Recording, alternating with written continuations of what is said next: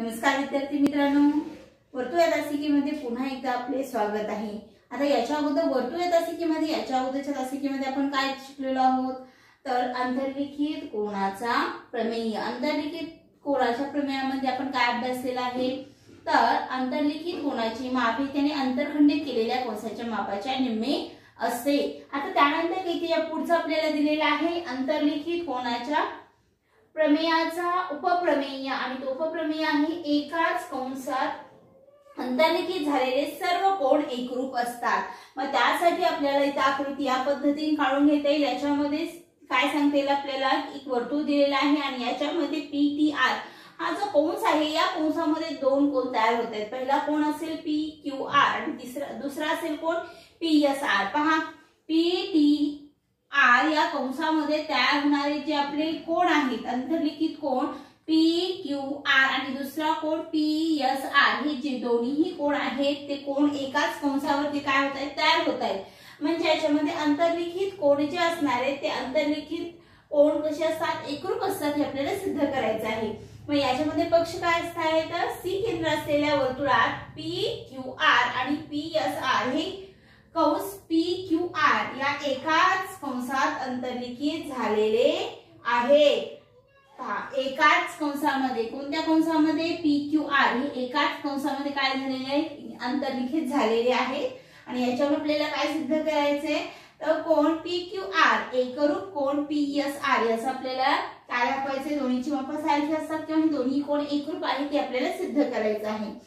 सिद्धता अगदी सोपा प्रमेय आहे आणि हे फक्त आपल्याला याचा प्रश्न सोडवण्यासाठी उपयोग होणार आहे। तर याच्यामध्ये कोन PQR याचं माप ही कशाचे निम्म असणार आहे हाफ ऑफ मेजरमेंट ऑफ कोणता कंस PTR हे कशावरून लिहू शकतो आपण अंतर्लिखित कोनाचे प्रमेय। अंतर्लिखित कोनाचे प्रमेय आपल्याला काय सांगतो की अंतर्लिखित कोनाचे माप हे त्याने अंतरखंडित केलेल्या कोसाच्या मापाच्या निम्मे असते। मग कोन PQR याने अंतरखंडित केलेला कोस कोणता आहे PTR आहे म्हणून PTR च्या मापाचे निम्म मग कोणाचं माप असेल PQR चं। तसेच त्याच पद्धतीने दुसरा कोन कोणता आहे PSR याचेही माप हे कशाचे निम्म असणार आहे कंस PTR चे निम्म असणार आहे। इथे सुद्धा अंतर्लिखित कोनाचे प्रमेय याचा उपयोग होईल। म्हणजे समीकरण 1 आणि समीकरण 2 ही जे दोन समीकरण आहेत त्याची जर आपण तुलना केली तर याच्यामध्ये आपल्याला काय दिसते या दोन्ही समीकरणामध्ये जे कंस आहेत PTR म्हणजे याची उजवी बाजू कशी आहे समीकरणाची सारखी आहे आणि जर समीकरणाची उजवी बाजू सारखी असेल तर आपण डावी बाजू सुद्धा सारखी असते असं आपण म्हणू शकतो। म्हणून समीकरण 1 आणि 2 वरून आपण काय लिहू शकतो कोन PQR याचं माप कशा एवढं असेल PSR एवढं असेल आणि हे माप सारखं आहे म्हणजेच आपण काय सांगू शकतो की कोन PQR हा कशाला एकरूप असेल कोन PSR ला एकरूप असेल। इथं आपला उपप्रमेय संपलेला आहे। अगदी सोपा आहे सर्वांच्या लक्षात आला असेल ठीक आहे। एकाच कंसात अंतर्लिखित झालेले सर्व कोन एकरूप असतात। मग याच्यामध्ये एकाच कंसात किती कोन अंतर्लिखित होऊ शकतात अनंत कोन आपण त्याच्यामध्ये अंतर्लिखित करू शकतात आणि जेवढे कोन तयार होणार आहेत ते सर्व कोन कसे असणार आहेत एकरूप असणार आहेत एवढं मात्र लक्षात ठेवायचं ठीक आहे। आता याच्यामध्ये दुसरा उपप्रमेय आहे अर्धवर्तुळात अंतर्लिखित झालेला कोन काटकोन असतो। कशामध्ये अर्धवर्तुळात अंतर्लिखित झालेला कोन। आता याच्यामध्ये अर्धवर्तुळ आपल्याला दिलेला असेल A B आणि C ठीक आहे। अर्धवर्तुळ कोणतं घेतलेलं आहे आपण ABC आणि याच्यामध्ये तुम्हाला एक वर्तुळ काढलेला आहे याच्यावर तुमच्या लक्षातच असेल नाव दिलंय म्हणजे तुमच्या लक्षात आला अर्धवर्तुळ कोणता आहे ते म्हणजे पक्षाचा भाग कोणता आहे तुमच्या लक्षात आलंच असेल पक्ष असेल अर्धवर्तुळ ABC मध्ये कोन ABC हा अंतर्लिखित झालेला कोन आहे आणि अंतर्लिखित झालेल्या कोनाचे माप हे कसे असते काटकोन असते म्हणजे काटकोन म्हणजे 90 अंश। आपला कशाचा भाग झाला साध्याचा भाग झाला। इथपर्यंत सर्वांच्या लक्षात आलं। चला आता याच्यामध्ये राहिली आपली सिद्धता। अगदी सोपं आहे उपप्रमेय। पहा आता अर्धवर्तुळ ABC मध्ये कोन ABC हा अंतर्लिखित झालेला कोन आहे। अगदी बरोबर कशामध्ये अर्धवर्तुळ ABC मध्ये कोन ABC हा कसा आहे अंतर्लिखित झालेला कोन आहे आणि याच्यामध्ये कोन ABC हा कशाच्या निम्म असणार आहे कशाच्या कंस AXC च्या कोणता कंस घेऊयात आपण, कंस AXC च्या कसा असणार आहे, निम्मा असणार आहे. कारण राईट, अंतर्लिखित कोणाचे प्रमेय. हा प्रमेय अत्यंत महत्त्वाचा आहे. प्रत्येकाने हा प्रमेय व्यवस्थित समजून घ्यायचा. शक्य असेल तर प्रत्येकाने हा प्रमेय 2-2 वेळेस सोडवायचा स्वतः, म्हणजे याचा अर्थ आपल्याला लक्षात येईल. अंतर्लिखित कोणाचे प्रमेय आपल्याला काय सांगतो की अंतर्लिखित कोणाचे माप त्याने अंतर खंडित केलेल्या कंसाच्या मापाच्या कसं असतं, निम्मा असतं. म्हणून याच्यामध्ये कोण ABC हा कशाचे निम्मा असणार आहे, AXC च्या निम्मा असणार आहे. आणि याच्यामध्ये जर आपल्याला कंस ABC हा अर्धवर्तुळ असेल तर कंस AXC हा सुद्धा कसा असणार आहे, अर्धवर्तुळ असेल. आणि अर्धवर्तुळाचे माप आपल्याला माहित आहे किती असते, 180 अंश. म्हणून त्या ठिकाणी त्याची किंमत ठेवूयात. म्हणून कोण ABC चं माप आपल्याला किती मिळालं, 90 अंश. म्हणजेच आपला प्रमेय इथं सिद्ध झालेला आहे की अर्धवर्तुळात अंतर्लिखित झालेला कोण हा कसा असतो, काटकोन असतो.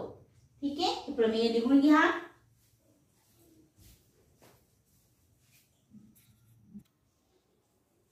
सर्वांचं लिहून झालं असेल. चक्रीय चौकोन, त्यानंतरचा आपला पॉइंट आहे चक्रीय चौकोन. चक्रीय चौकोन म्हणजे नेमकं काय, तर याची व्याख्या दिलेली आहे. चौकोनाचे 4ही शिरोबिंदू एकाच वर्तुळावर असतील तर त्या चौकोनाला चक्रीय चौकोन असे म्हणतात. हे लक्षात ठेवायचं की याच्यामध्ये एक वर्तुळ दिलेलं आहे आणि या वर्तुळामध्ये एक चौकोन काढलेला आहे. चौकोन अशा पद्धतीने आहे की चौकोनाचे 4ही शिरोबिंदू हे कशावरती येतात, वर्तुळावरती येतात. तर त्याला चक्रीय चौकोन असे म्हणतात. त्यापैकी एकही शिरोबिंदू चौकोनाच्या म्हणजे वर्तुळाच्या आतमध्ये किंवा बाहेर जर असेल एकही, तर ते चक्रीय चौकोनाचे उदाहरण म्हणता येणार नाही. या व्याख्येनुसार तुम्हाला लक्षात आलं असेल की या वर्तुळामध्ये काय सांगितलं आपल्याला, चौकोनाचे 4ही शिरोबिंदू एकाच वर्तुळावर असतील तरच त्याला चक्रीय चौकोन असे म्हणतात. ही चक्रीय चौकोनाचा एक आकृती आणि त्याची व्याख्या सर्वांनी लिहून घ्यायची आहे. आणि त्यानंतर आपण पाहणार आहोत त्यानंतरचा महत्त्वाचा थेरम आहे चक्रीय चौकोनावरती म्हणजे आधारित असलेला महत्त्वाचा थेरम आहे आपला. थेरम आहे चक्रीय चौकोनाचे सम्मुख कोन परस्परांचे पूरक कोन असतात. चक्रीय चौकोनाचे सम्मुख कोन परस्परांचे पूरक कोन असतात. पूरक कोन ज्या दोन कोणांच्या मापांची बेरीज किती असते, 180 अंश असते, त्याला पूरक कोन असे म्हणतात. हे तर आपल्या सर्वांना माहित आहे. आता याच्यामध्ये चक्रीय चौकोन, मग त्यासाठी आपण एक आकृती काढून घेतली. याच्यामध्ये या वर्तुळामध्ये चौकोन ABCD हा आपण चक्रीय चौकोन काढून घेतलेला आहे. परंतु याच्यामध्ये हा जो आपल्याला प्रमेय दिलेला आहे हा प्रमेय आपल्याला ऍक्टिव्हिटी म्हणजे कृती बेसवरती आधारित असेल हा आपल्याला प्रमेय दिलेला आहे. आणि तो प्रमेय आपण आता सोडवणार आहोत. अगदी सोपा आहे. पहा आता पक्ष चौकोन कोणता घेतला आपण, चौकोन ABC आणि D हा कसा आहे, चक्रीय चौकोन आहे. इथपर्यंत सर्वांच्या लक्षात आलं. साध्य काय साध्य करायचं, याचे सम्मुख कोन. सम्मुख कोन मध्ये पहिली जोडी असेल कोन D आणि B. हे दोन कोन यांची मापाची बेरीज परस्परांची पूरक आहेत म्हणजे किती असणार आहे, 180 अंश. बरोबर आहे. दुसरी जोडी असणार आहे कोन A आणि कोन C. कोन C दिलेला आहे म्हणजे राहिला कोन आपला A. कोन A अधिक कोन C बरोबर 180 अंश. इथपर्यंत सर्वांच्या लक्षात आलं. नंतरचा मुद्दा आहे आपला सिद्धता. आता सिद्धतेमध्ये पहा, कोन ADC हा अंतर्लिखित कोन असून त्याने कंस ABC हा अंतरखंडित केलेला काय आहे, कंस आहे. ठीक आहे, अंतरखंडित केला आहे. म्हणून त्यानुसार आपण काय सांगू शकतो की कोन ADC पहा, कोन ADC बरोबर हे कशाच्या निम्मा असणार आहे, कोणत्या कंसाच्या, तर कंस असेल कोणता कंस, कंस ABC. आणि कोणता कंस अंतरखंडित केला आहे, कंस ABC. म्हणजे हे कशावरून लिहू शकतो आपण, राईट, अंतर्लिखित कोनाचे प्रमेय. त्यानुसार आपण काय म्हणूया, त्याला समीकरण 1 हे नाव देऊया. त्यानुसार तसेच पहिला जसं आपण कोन ADC साठी आपण घेतलं होतं त्याच पद्धतीनं आता आपल्याला काय घ्यायचं आहे, कोन D चा जो सम्मुख कोन आहे ABC यासाठी आपल्याला पाहावायचा आहे. म्हणून आपल्याला काय म्हणते की कोन ABC हा अंतर्लिखित कोन असून त्याने कंस ADC हा अंतरखंडित केलेला आहे. आता याच्यामध्ये कोणता कंस ADC, कोणत्या कोनाने, कोन ABC. म्हणून कोन ABC चं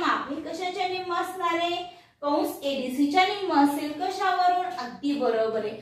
अंतर्लिखित कोणाचे प्रमेय. अंतर्लिखित कोणाचं प्रमेय म्हणून मी तुम्हाला काय सांगितलं, अगदी महत्वाचं प्रमेय आहे. प्रमेय अगदी समजून घ्यायचा. अंतर्लिखित कोणाच्या प्रमेयामध्ये आपल्याला काय सांगितलेलं आहे की अंतर्लिखित कोणाचे माप हे त्याने अंतर्खंडित केलेल्या कंसाच्या मापाच्या निम्मे असते. हे प्रत्येक वेळेस आपण त्यानुसार हे इक्वेशन घेतले. समीकरण 1 आणि समीकरण 2 या दोन्ही समीकरणाची आपल्याला तुलना करायची आहे. तुलना करत असताना आपण काय केले, दोन्ही समीकरणाची बेरीज घेतली आहे. समीकरण 1 याची डावी बाजू कोन एडीसी आणि समीकरण 2 याची डावी बाजू असेल कोन एबीसी. बरोबर. आता समीकरणाच्या उजव्या बाजूची बेरीज घ्यावी लागेल. म्हणून आपण इथं काय करूयात की हाफ ऑफ म्हणजे कंस कोणत्या कोणाचं माप असेल, कोणत्या कंसाचं माप असेल, कंस ए बी सी अधिक हे कशाचे निम्म असेल, कंस एडीसीच्या निम्म. म्हणजे इथं आपण डावी बाजू याची बेरीज बरोबर उजव्या बाजूची बेरीज घेतलेली आहे. परंतु याच्यामध्ये आपल्याला जी किंमत आहे 1/1/2 म्हणजे निम्मी जी किंमत आहे ती आपण काय केली, राईट, आपण ही किंमत दोन्ही साईडला कॉमन बाहेर घेतली आणि कंसामध्ये आपल्याला काय मिळालं, तर याच्यामध्ये मधला किंमत असेल आपला कंस कोणता ए बी सी अधिक कोणत्या कंसाचं माप एडीसीचं माप. या दोघांची बेरीज असेल पहा आता कंस एडीसी अधिक कंस एबीसी या दोन्हीची बेरीज म्हणजे आपल्याला पूर्ण वर्तुळाचं माप मिळणार आहे. आणि पूर्ण वर्तुळाचं माप किती असणार आहे, 360 अंश. म्हणजे 1/2 गुणिले 360 म्हणजे आपल्याला किती मिळालं, 180 अंश. हे 180 अंश कशाचं माप मिळालेलं आहे आपल्याला, अगदी बरोबर ही जी किंमत आहे याच्यानुसार आपण काय सांगू शकतो, कोन डी अधिक कोन बी म्हणजेच कोन डी अधिक कोन बी बरोबर कोन डी अधिक कोन बी याची किंमत आपल्याला किती मिळालेली आहे, 180 अंश मिळालेली आहे. आणि त्याचप्रमाणे आपण काय सांगू शकतो, कोन ए अधिक कोन सी याची सुद्धा किंमत किंवा या दोन्हीची बेरीज कोणाची बेरीज किती असणार आहे, 180 अंश असणार आहे. हे आपण सिद्ध करू शकतो की आपल्याला हे सिद्ध करता येईल. चला प्रत्येकाने हा प्रमेय आणि व्याख्या लिहून घ्यायची आहे.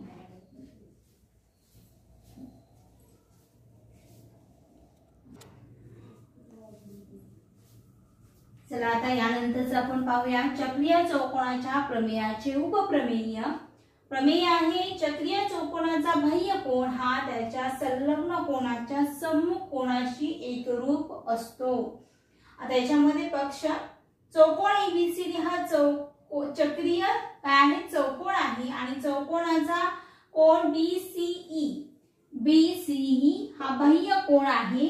आणि याच्यावर आपल्याला काय सिद्ध करायचंय, तर बीसीई या कोनाचे माप हे कशा एवढं असतं, बीएबी या कोनाच्या मापा एवढं असतं. म्हणजे हे दोन कोन आपल्याला एकरूप दाखवायचे आहेत. प्रमेय सर्वांच्या लक्षात आलं का, चक्रीय चौकोनाचा बाह्य कोन म्हणजे बीसीई याचं माप हे त्याच्या संलग्न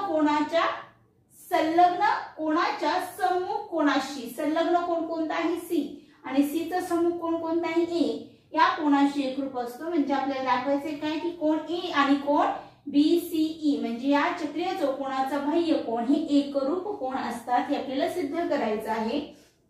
साध्य आपण घेतलेला आहे सिद्धता. तर याच्यामध्ये पहा, याच्यामधील बीसीई बाह्य कोन आणि बीसीडी हे जे दोन कोन आहेत, हे दोन कोन जे दिसतात ते आपल्याला रेषीय जोडीतील कोन आहेत. आणि रेषीय जोडीतील कोन कसे असतात, राईट, परस्परांचे पूरक कोन असतात. म्हणजे याचं माप 180 अंश असते. याला समीकरण 1 हे नाव देऊयात आपण.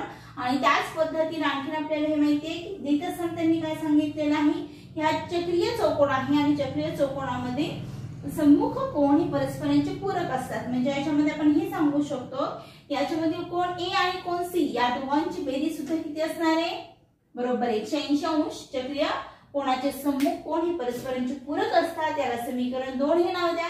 समीकरण 1 आणि समीकरण 2 याची उजवी बाजू सारखी आहे आणि तुलना करत असताना जर समीकरणाची कोणती एक बाजू सारखी असेल तर दुसरी बाजू ही सारखी असतेच. म्हणून आपण त्यानुसार काय सांगू शकतो की कोन बीसीई अधिक कोन बीसीडी बरोबर कोन बीएडी अधिक कोन बीसीडी. यापैकी बीसीडी बीसीडी हे दोन्ही काय होतील, कॅन्सल होतील. कारण ही प्लस मधली व्हॅल्यू इकडे आली तर वजा होईल. म्हणजे दोन्ही काय झाले, कॅन्सल झाले. किमती आपल्या कमी झाल्या. उरलेली किंमत असेल कोन बीसीई बरोबर कोण BAD. आणि हे जर दोन काय असतील, सारखे असतील म्हणजे यांची माप सारखी आहेत म्हणजेच ते कसे असतील, एकरूप असतील. म्हणजे आपण काय सांगू शकतो, कोण BCE हा कशाला एकरूप असेल, BAD ला एकरूप असेल. प्रमेय सर्वांच्या लक्षात आला. याच्यामध्ये एवढंच लक्षात ठेवायचं की चक्रीय चौकोनाच्या बाह्य कोणाचे माप हे त्याच्या संलग्न कोणाच्या सम्मुख कोणाशी एकरूप असते. एवढंच फक्त लक्षात ठेवा. ठीक आहे. चला आता यानंतर आपण पाहूयात पुढचा प्रमेय, चक्रीय कोणाच्या प्रमेयाचा व्याख्यास. चक्रीय कोणाचा प्रमेय आत्ताच आपण पाहिलेला आहे. चक्रीय कोणाचा प्रमेय आपण काय पाहिला की त्याचे सम्मुख कोण हे परस्परांचे पूरक असतात. त्याचा व्याख्यास असणार आहे की जर ते कोण पूरक असतील तर तो चौकोन चक्रीय आहे, हे आपल्याला सिद्ध करायचं असेल. चला प्रमेय पाहूयात. चौकोनाचे सम्मुख कोण पूरक असतील तर तो चक्रीय चौकोन असतो. पहा म्हणजे इथं आपल्याला सम्मुख कोण कसे दिलेले आहेत, पूरक दिलेले आहेत आणि सिद्ध काय करायचंय की तो कोण म्हणजे तो चौकोन कसा आहे, चक्रीय चौकोन आहे. तर त्यासाठी आकृती काढून घेतलेली आहे. याच्यामध्ये तुम्ही आकृती वेळेस मी तुम्हाला सांगते की शक्यता कोणतेही असू शकतात. आता पक्ष चौकोन ABCD हा कोणताही एक चौकोन दिलेला आहे, त्याच्यामधील कोण A आणि कोण C. आता याच्यामध्ये शक्यता घेतली की चक्रीय चौकोन दिलाय कोण A आणि C, याच्यामधील ही जी दोघांची बेरीज आहे कोणांची ती किती आहे, 180 अंश आहे. आणि साध्य काय करायचं आहे की चौकोन ABCD हा चक्रीय चौकोन आहे, आपल्याला सिद्ध करायचं आहे. तर याच्यामध्ये सिद्धतेमध्ये मी काय घेतलं की आपल्याला जे साध्य करायचंय त्याच्या विरुद्ध घेतलं. सिद्ध काय करायचंय की हा चक्रीय चौकोन आहे आणि मी त्याच्या विरुद्ध घेतलं की चौकोन ABCD हा चक्रीय चौकोन नाही. समजा काय गृहीत धरलं की हा चक्रीय चौकोन जो ABCD आहे तो चक्रीय चौकोन नाही. जे दिलंय त्याच्या म्हणजे जे आपल्याला सिद्ध करायचं त्याच्या उलट घेतलं की हा तो चक्रीय चौकोन नाही. आणि चक्रीय चौकोन नाही म्हणून मी काय गृहीत धरलं, ABCD मधला जो बिंदू C आहे तो कशावरती येत नाही, वर्तुळावरती येत नाही, तो वर्तुळाच्या अंतर्भागात घेतला. तुम्ही बाह्य भागात घेतला तरी सुद्धा चालेल, काही फरक पडणार नाही. मग याच्यामध्ये जर तो हा जर बिंदू वर्तुळावरती नसेल तर त्याच्यावरती दुसरा कोणता तर बिंदू असेल, म्हणून तो बिंदू मी कोणता घेतलेला आहे, M हा बिंदू घेतलेला आहे. ठीक आहे. मग याच्यामध्ये आपण काय सांगू शकतो, तर यानुसार पहा A आणि हा जो चौकोन आहे A कोणाचा सम्मुख कोण कोणता असेल, M कोण असेल. म्हणजे DMB हा जो कोण आहे या दोन कोणांची बेरीज किती असेल, 180 अंश. कशावरून, कारण हे जो चौकोन दिला हा चक्रीय चौकोन आहे आणि चक्रीय चौकोनांचे सम्मुख कोण कसे असतात, पूरक असतात. ठीक आहे. याला समीकरण 1 हे आपण नाव दिलेलं आहे. त्याच्यानंतर परंतु पक्ष मध्ये आपल्याला देत असताना त्यांनी काय सांगितले की कोण E आणि कोण C हे कसे आहेत, राईट, पूरक आहेत. म्हणजे ते 180 अंश आहे त्यांचे माप. आता समीकरण 1 आणि 2 याची तुलना करा. समीकरणाची उजवी बाजू सारखी आहे म्हणजे डावी बाजू कशी असणार, सारखी असणार. म्हणून कोण A अधिक कोण DMB बरोबर कोण A अधिक कोण C. A आणि A कॅन्सल होतील, कोण दोन्ही राहिलेले कोण असतील, कोण DMB बरोबर कोण C.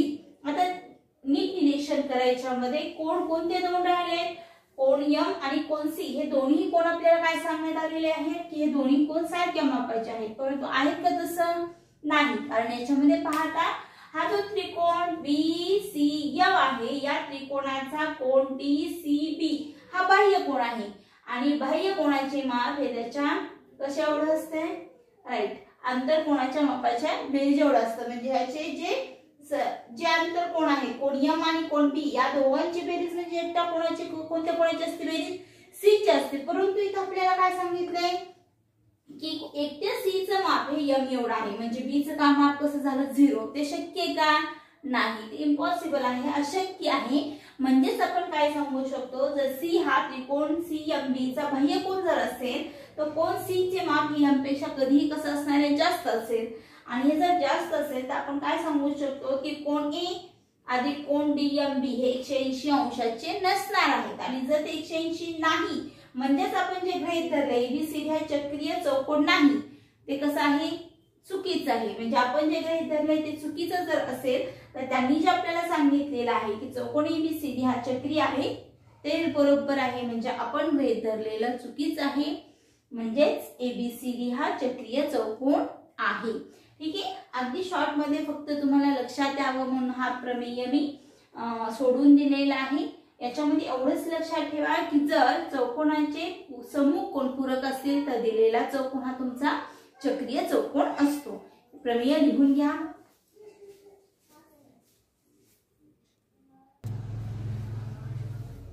प्रमेय सर्वांचा लिहून झाला असेल तर पुढचा प्रमेय पाहूयात आपण. प्रमेय रेषेचे दोन भिन्न बिंदू त्या रेषेच्या एकाच बाजूला असणाऱ्या दोन भिन्न बिंदूशी एकरूप कोण निश्चित करत असतील तर ते चार बिंदू एकाच वर्तुळावर असतात. रेषेचे दोन भिन्न बिंदू त्या रेषेच्या एकाच बाजूला असणाऱ्या दोन भिन्न बिंदूशी एकरूप कोण निश्चित करत असतील. एडी पासून तो एकाच बाजूला दोन भिन्न बिंदूपासून एकरूप कोण तयार करत असतील तर ते चार बिंदू एकाच वर्तुळावर असतात. चार बिंदू चौकोनाचे एकाच वर्तुळावर असतात म्हणजे तो चौकोन कोणता झाला, चक्रीय चौकोन. हे तर आपल्याला माहितच आहे. मग त्यानुसार आपण आकृती काढून घेतलेली आहे. मग याच्यामध्ये बिंदू काय घेतले आपण, बी व सी हे रेषा एबीच्या एकाच बाजूला आहे. ठीक आहे, आणि एकाच बाजूला आहेत आणि याच्यामध्ये कोण ए बी डी आणि कोण ए सी डी हे दोन कोण एकरूप आहेत. त्याच्यामध्ये त्यांनी सांगत असताना काय सांगितले आहे की बाजूच्या एकाच बाजूला तयार होणारे जी रेषा आहे, रेषेच्या एकाच बाजूला दोन कोण तयार होत आहेत, कोण डी आणि कोण सी. हे दोन्ही कोण कसे आहेत, एकरूप आहेत. हे पक्षचा भाग झाला. देत असताना त्यांनी आपल्याला काय सांगितलंय, कोण डी आणि कोण सी हे दोन्ही कोण एकरूप आहेत आणि त्यावरून आपल्याला सिद्ध काय करायचंय की चौकोन एबीसीडी हा चक्रीय चौकोन आहे.